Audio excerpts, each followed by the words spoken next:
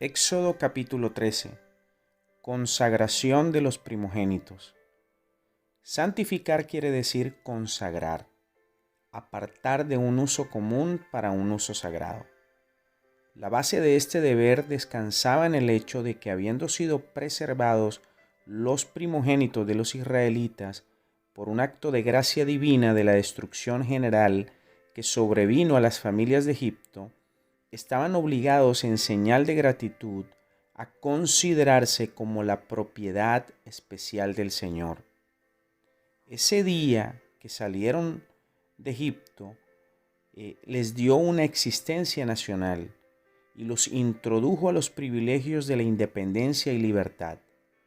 Merecía vivir ese día en la memoria de los hebreos y su posteridad, sobre todo considerando la señalada acción divina manifestada en favor de ellos.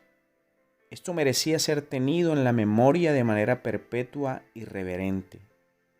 Para nosotros es un honor y una gracia mayor, pues quien nos libertó fue nuestro Señor Jesucristo, y la liberación nuestra no fue de una esclavitud física, sino de la esclavitud del pecado y del dominio de la muerte.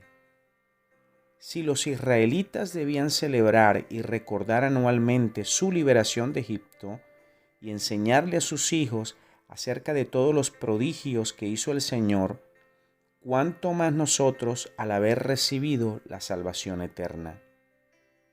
Los israelitas debían observar con toda exactitud la fiesta de los panes sin levadura. No bastaba recordarlo, sino que debían celebrar su recuerdo del modo que Dios había fijado. Obsérvese cuán estricta es la prohibición de usar levadura.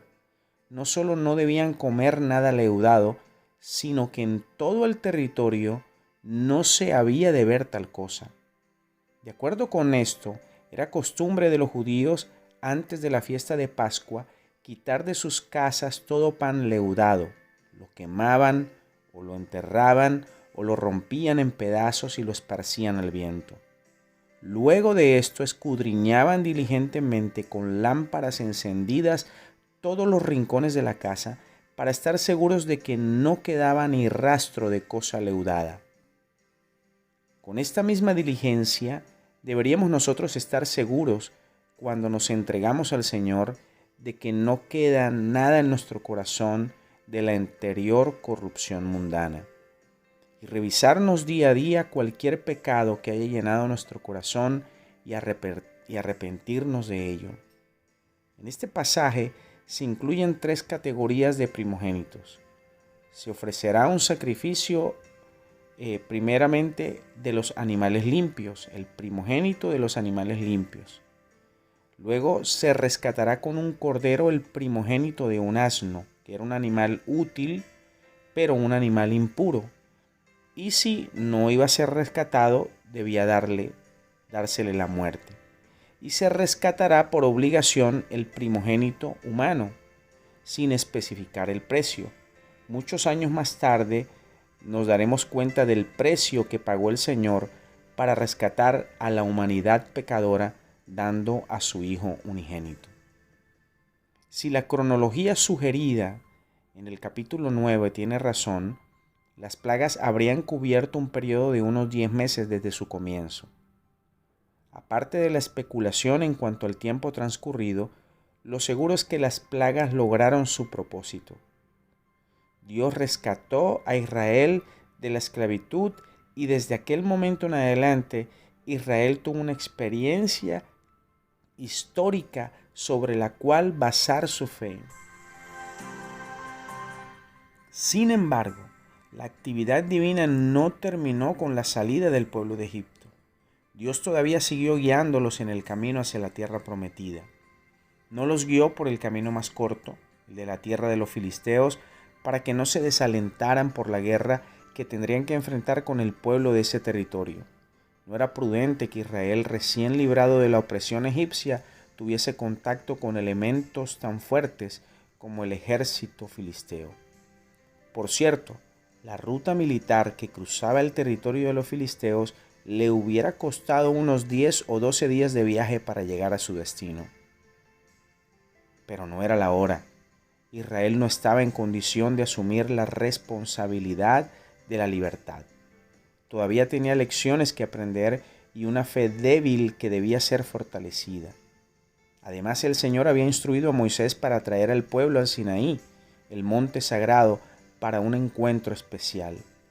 La gente quería su libertad, sin embargo no había logrado la madurez suficiente para mantenerla. Por tanto, Jehová la llevó por las rutas de las caravanas del desierto. Era una zona menos poblada y era un lugar propicio para lo que tenía que enseñarle a su pueblo. El camino de Dios es siempre el correcto, aunque parezca que no lo es. Aunque Dios a nuestros ojos pareciera que da rodeos, pero no.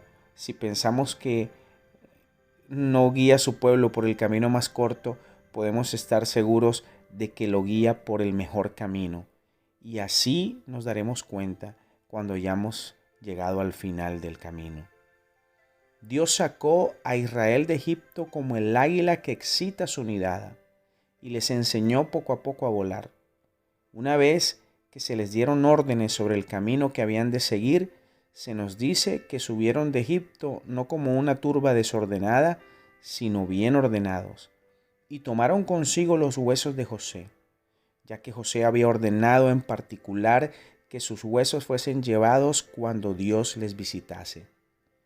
Vemos la bendición de que disfrutaron en su viaje, y es que Jehová iba delante de ellos, es decir, la Shekinah, la figura visible de la divina majestad que era tipo de Cristo, manifestación anticipada del Verbo eterno, quien en la plenitud de los tiempos había de hacerse carne y acampar entre nosotros. De manera que Cristo estuvo en el desierto con ellos. Todos veían una columna que en pleno día era de nube y por la noche era de fuego. Dios les daba esta demostración ocular de su presencia, apiadado de la debilidad de la fe de ellos. Así tenían efectos sensibles de que Dios iba delante de ellos en esta columna, porque les abría camino en el desierto, donde no había camino ni senda, y ellos no llevaban mapas ni brújulas. Cuando marchaban, esta columna iba delante de ellos a una velocidad de marcha que ellos podrían fácilmente seguir, y les resguardaba del calor durante el día y les daba luz por la noche, y en todo tiempo les hacía el desierto menos temible. Esto era un milagro constante. Nunca se apartó de delante del pueblo la columna, nunca los dejó hasta que los llevó a los límites de Canaán. Era una columna que el viento no podía dispersar a pesar de tener forma de nube. Había algo espiritual en esta columna de nube y de fuego. Hay quienes hacen de esta nube un tipo de Cristo, porque Cristo es nuestro camino, la luz de ese camino y el guía de ese mismo camino. Que Cristo sea siempre nuestro guía. Bendiciones.